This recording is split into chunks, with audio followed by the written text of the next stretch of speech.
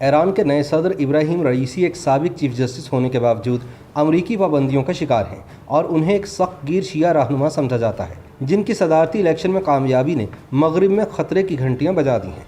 آخر Ebrahim Raisi کی شخصیت میں ایسا کیا ہے کہ جس سے ان کے حریف اس قدر خائف ہیں؟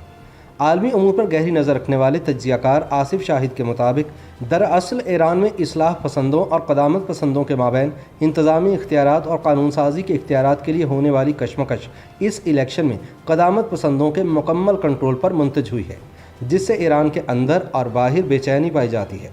ایران میں طاقت کی کشمکش کے اس دور میں سابق صدر محمد خاتمی کی اصلاح پسند حکومت نے بڑے بڑے وعدے کیے، لیکن عملی طور پر زیادہ کچھ نہیں کر پائی تھی۔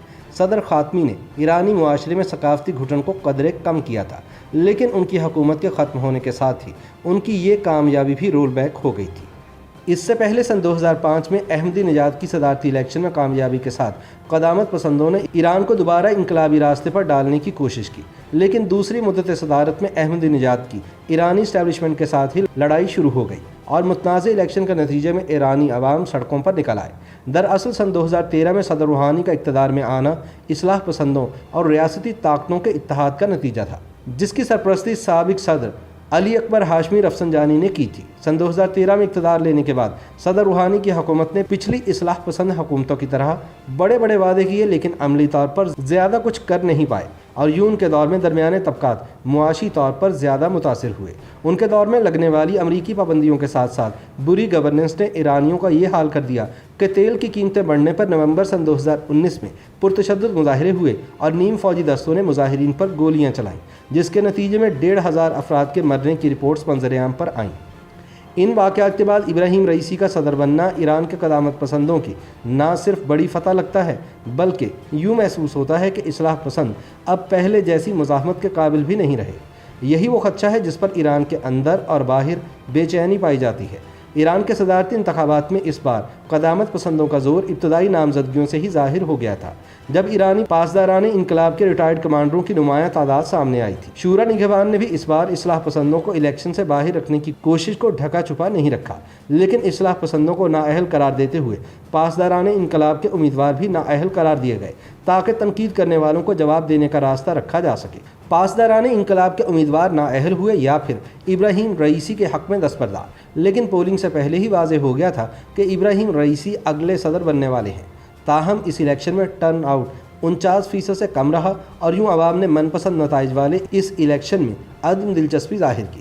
اس سے پہلے ایران کے صدارتی انتخابات میں ٹرن آؤٹ 60% سے زیادہ اور 77% تک رہنے کا ریکارڈ موجود ہے۔ اب سوال یہ ہے کہ ایرانی سپریم لیڈر کے قریبی ساتھی تصور کیے جانے والے ابراہیم رئیسی کون ہیں اور ان کی ایران کے مستقبل کے منظرنامے میں کیا اہمیت ہے؟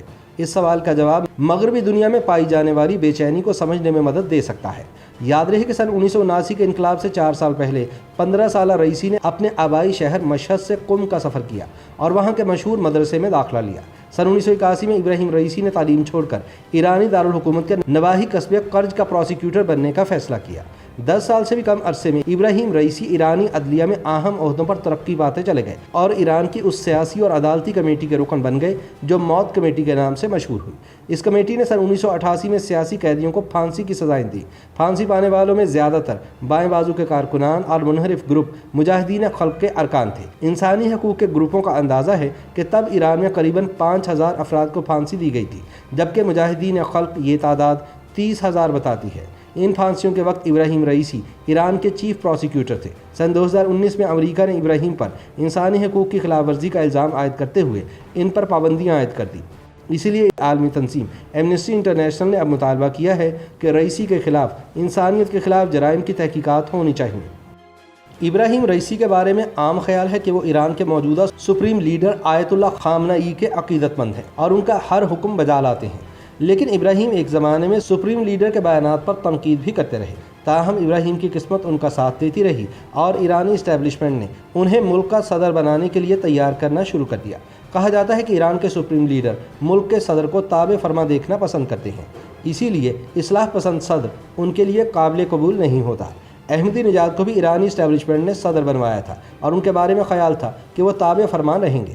لیکن انہوں نے دوسری مدت صدارت میں نافرمانی شروع کر دی۔ احمدی نژاد کا تجربہ سپریم لیڈر کے لیے ایک تلخ یاد بن گیا۔ اسی بنا پر سپریم لیڈر کی ٹیم نے ایسا فرد تلاش کرنا شروع کیا جس میں نافرمانی کے جراثیم صفر ہوں اور وہ عوام میں بھی منفی تاثر نہ رکھتا ہو۔